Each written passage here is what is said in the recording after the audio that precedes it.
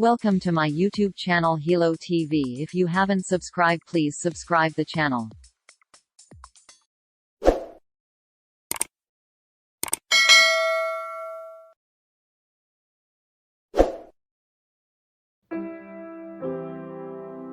All men by nature are equal in that equal right that every man hath to his natural freedom, without being subjected to the will or authority of any other man, being all equal and independent, no one ought to harm another in his life, health, liberty or possessions.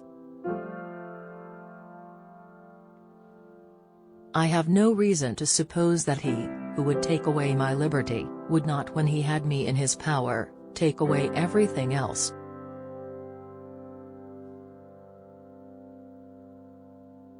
The most precious of all possessions is power over ourselves.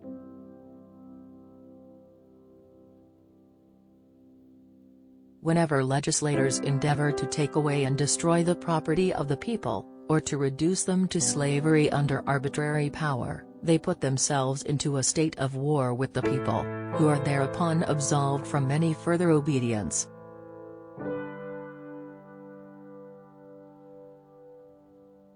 Don't let the things you don't have prevent you from using what you do have.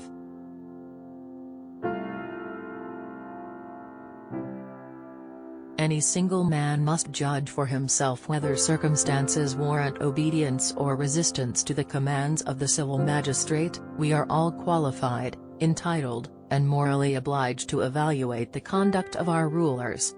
This political judgment, moreover, is not simply or primarily a right, but like self-preservation, a duty to God. As such it is a judgment that men cannot part with according to the God of nature. It is the first and foremost of our inalienable rights without which we can preserve no other.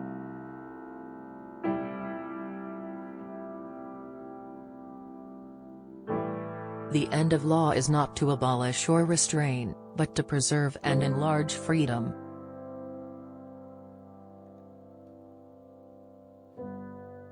For in all the states of created beings capable of law, where there is no law, there is no freedom.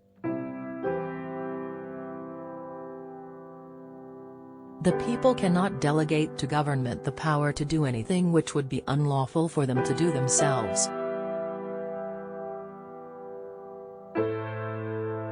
The Bible is one of the greatest blessings bestowed by God on the children of men. It has God for its author, salvation for its end, and truth without any mixture for its matter. It is all pure.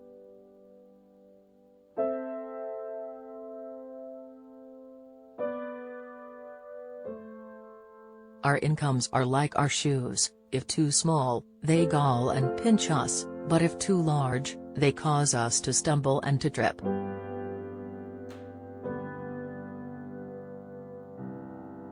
Every man has a property in his own person.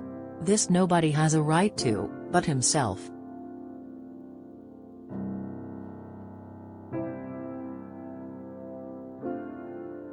Reading furnishes the mind only with materials of knowledge. It is thinking that makes what we read ours. Fortitude is the guard and support of the other virtues.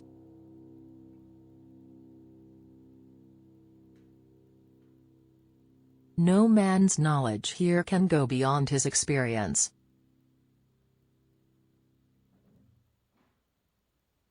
Education begins the gentleman, but reading, good company, and reflection must finish him.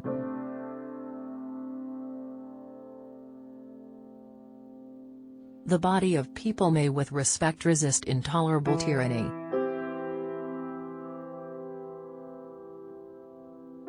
I have always thought the actions of men the best interpreters of their thoughts.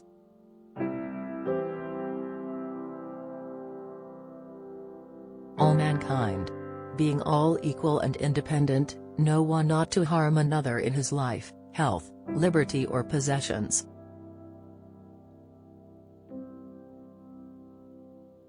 To love our neighbor as ourselves is such a truth for regulating human society, that by that alone one might.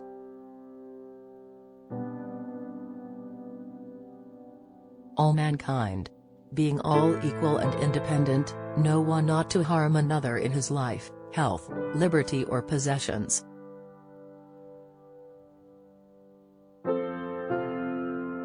Whoever uses force without right, puts himself into a state of war with those, against whom he uses it, and in that state all former ties are cancelled, all other rights cease, and everyone has a right to defend himself, and to resist the aggressor.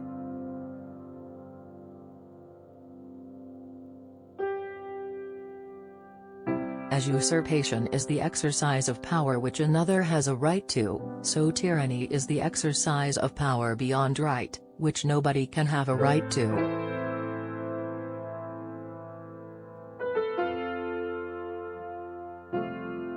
Vague and mysterious forms of speech, and abuse of language, have so long passed for mysteries of science, and hard or misapplied words with little or no meaning have, by prescription, such a right to be mistaken for deep learning and height of speculation, that it will not be easy to persuade either those who speak or those who hear them, that they are but the covers of ignorance and hindrance of true knowledge.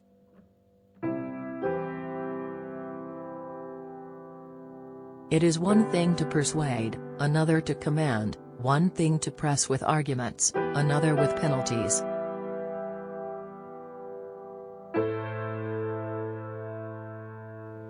Those are not at all to be tolerated who deny the being of God. Promises, covenants, and oaths, which are the bonds of human society, can have no hold upon an atheist. The taking away of God, though but even in thought, dissolves all.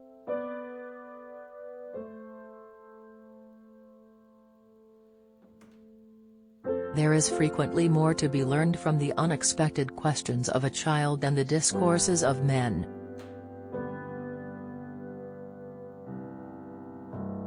How long have you been holding those words in your head, hoping to use them?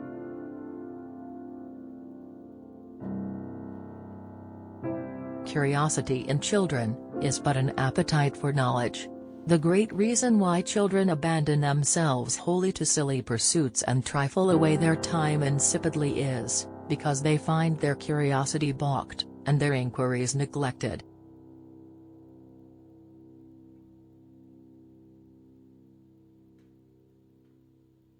Success in fighting means not coming at your opponent the way he wants to fight you.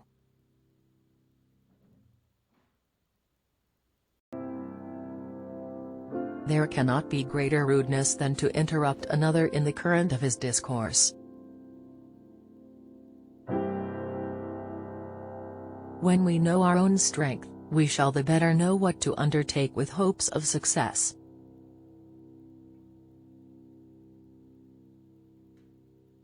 New opinions are always suspected, and usually opposed, without any other reason but because they are not already common,